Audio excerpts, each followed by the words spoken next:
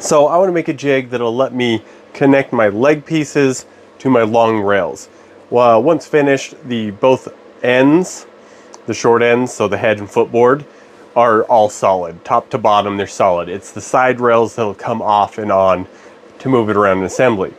I want to be able to have them uniform enough that it doesn't have to be marked left or right. You can put them on either way. So my idea is, imagine this is my leg, 6 feet tall, and it'll come out and be my footboard. And then my long rail will come up and adjoin to there.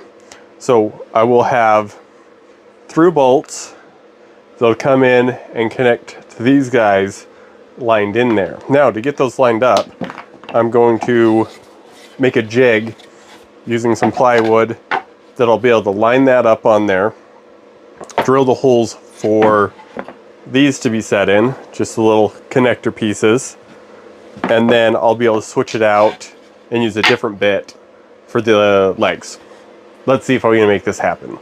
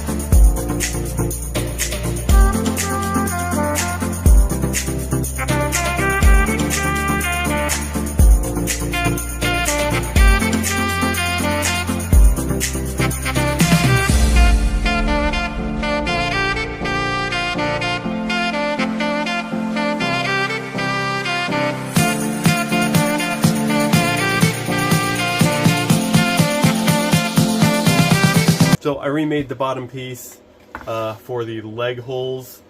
The holes were fine, all lined up just nice. What was happening though, as I was going through to the other piece, I got too much wobble coming out. And so I didn't have metal bushings, but I had these plastic ones lying around.